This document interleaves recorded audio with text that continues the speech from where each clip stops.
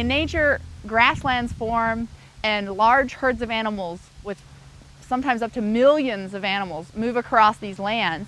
But the animals are moving, always moving, and they don't usually go back and regraze the same land for quite some time.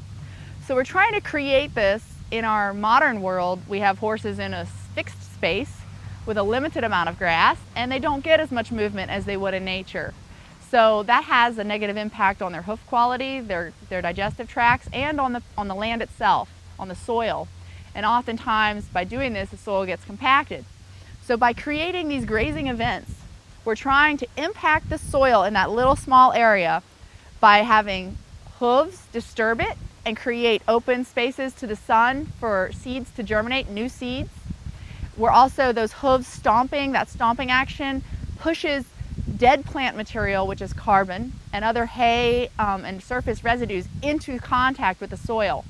And the soil microbes in the soil start digesting those residues and creating more soil and fertility in the soil and more mineral cycling to the plants, which means a more minerally dense and better diet for the horse.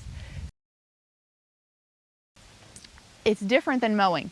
When the horse takes a bite, there's a little bit of a tug on the root system, and there's a type of kinetic energy that stimulates the microbes. And if you just go through and mow your pastures, it doesn't create the same stimulation of fertility and microbial action as a grazing event.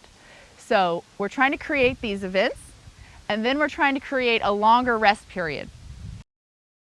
So what we're trying to do is stage it so that some species are coming on at different times of the year so that your animals can have access to grasses at different times of the year, and that fertility is something that you're banking. It's like you can take it to the bank because it saves you time and money.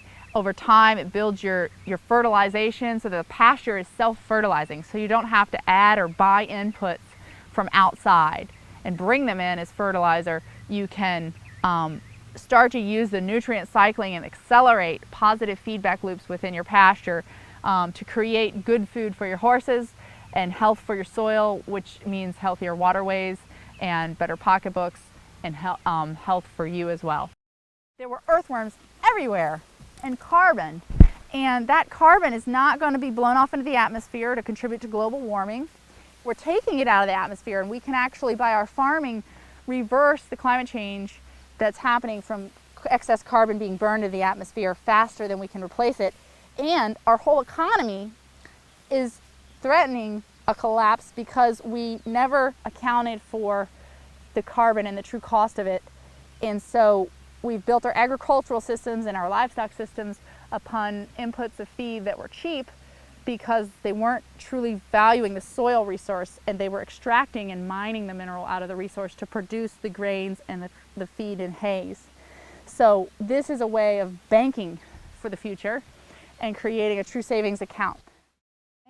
Sometimes you want to keep it in a vegetative state, which is why you might mow it.